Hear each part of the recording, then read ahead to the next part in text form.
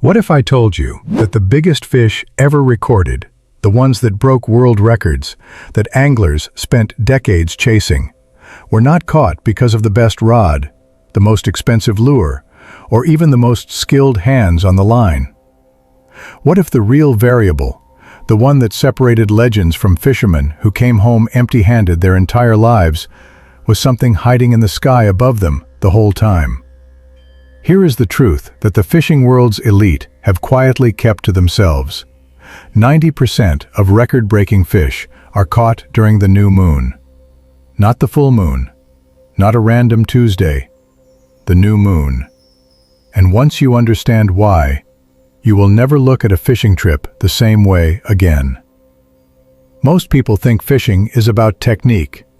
They spend thousands on gear, hundreds of hours perfecting their cast, and years studying lure selection. And those things matter, yes. But here is what nobody tells the beginner standing on a pier at noon, wondering why nothing is biting. The fish don't care about your technique if the conditions are wrong. Fish are not passive creatures waiting to be caught. They are biological machines governed by forces so ancient and so precise that they make our best fishing strategies look like guesswork. The force that controls those machines? The moon. More specifically, the gravitational event that happens once every 29.5 days when the moon disappears entirely from the night sky. Keep reading, because this gets deeper than most people ever go, and the payoff at the end could completely transform your results on the water. The first thing you need to understand is that fish do not see the moon the way we do.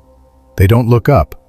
They don't care about the visual beauty of a crescent rising over the horizon. What fish experience is gravity, raw, measurable, undeniable gravitational force. During a new moon, something extraordinary happens. The sun and moon align on the same side of the earth, stacking their gravitational pulls in the same direction. This creates what oceanographers call spring tides. Not spring as in the season, but spring as in surge. The tides during a new moon are the most powerful tides of the entire lunar month. Water that normally drifts becomes water that rushes. Currents that normally trickle become currents that pulse. And every fish in every body of water on Earth feels that change through their lateral line. A sensory system so sensitive it can detect pressure fluctuations the way you detect a loud sound. Now here is the hook. When fish feel that pressure change, they don't get confused. They get hungry. Urgently, aggressively, record-breakingly hungry. Think about what it takes for a fish to become a record fish. It is not luck. A largemouth bass that weighs 22 pounds didn't get that way by eating randomly. A bluefin tuna that tips the scale at 1,500 pounds didn't grow to that size by chasing prey inefficiently. Big fish are big because they are smart about energy. They spend decades conserving, resting, and waiting for the precise moments when feeding is worth the effort. They do not chase bait in poor conditions. They do not burn calories on fruitless hunts. But when the new moon shifts the water pressure, something switches on inside them. The entire food chain moves at once. Zooplankton surge toward the surface. Baitfish follow the zooplankton in massive, disorganized schools. And the giants, the ones you and I dream about, rise from their deep holding positions and feed with an aggression that makes them vulnerable in a way they are almost never vulnerable the rest of the month. This is the window. This is the 48 to 72 hours that record books are made of. And most anglers sleep right through it because they never knew it existed. But gravity is only half the story. Here is the second force at work during the new moon, and this one is just as powerful: total darkness. The new moon phase produces the darkest nights of the entire lunar cycle. There is no moonlight, zero. And that darkness does something to large, predatory fish that anglers need to deeply understand. Trophy fish, the ones that have survived long enough to grow to record size, are not bold creatures by nature. They are survivors. They became big because they were cautious, because they learned to avoid exposure, because they spent their lives calculating risk. During a full moon, the silver light penetrates several feet into the water. Large fish can be seen. They feel exposed. They retreat to deeper water. They feed reluctantly. And when they do investigate a lure, they do so with the kind of skepticism that makes them nearly impossible to hook. But on a new moon night, that defensive instinct shuts down. The water above them is black. They cannot be seen. So they rise. They move into the shallows, onto the flats, along the weed lines and rocky points where their prey is concentrated, and they feed with reckless abandon. For you, the angler standing on that dark bank, this is the single most important feeding window of the month. Miss it, and you might wait another 30 days for the next one. Now layer in one more dimension, because this is where it gets truly remarkable.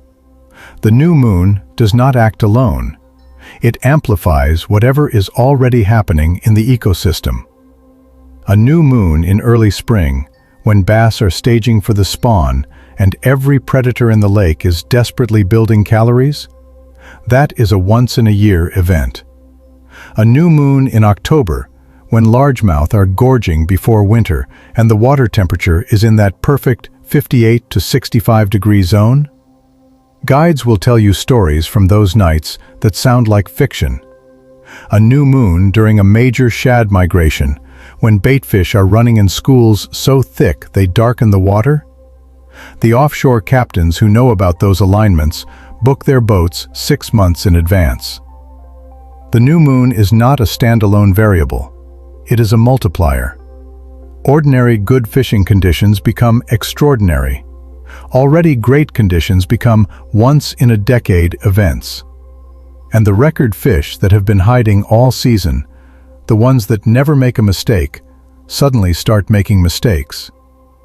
This is not new information to the scientific community, even if it is new to most casual anglers. In 1926, a naturalist named John Alden Knight published what he called the Solunar theory, after spending years analyzing catch data from across North America. He identified regular, predictable feeding windows based on the position of the moon and sun relative to Earth. The fishing establishment initially dismissed his work as pseudoscience. But over the following decades, biologists found the mechanisms that explained exactly what Knight had observed.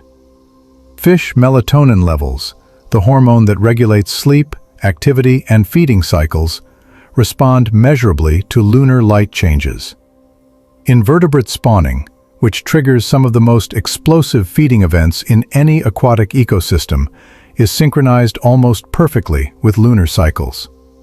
The Solunar table Knight published, once considered fringe thinking, is now printed in fishing magazines, integrated into fishing apps, and quietly consulted by the guides who charge the most for their services. The science caught up to the observation, as it always does. What the best anglers in the world have quietly known, and what the record books confirm with brutal statistical clarity, is that the when matters more than the how. You can have the wrong lure on the right night and still catch a fish of a lifetime. You can have the perfect setup on the wrong night and go home with nothing. A 4 a.m. alarm during a new moon, casting into black water with ordinary gear, will outperform a gorgeous Sunday afternoon with the most expensive tackle in the shop. The anglers who fill their walls with mounts and their logbooks with records are not necessarily the most skilled. They are the most strategic. They are the ones who looked at the lunar calendar months in advance, circled the new moon dates that fall during peak seasonal windows, and committed to being present during those specific, irreplaceable hours. They fish with the precision of someone who knows the game is timed, and they show up exactly when the clock is running. The practical implications of all this are significant.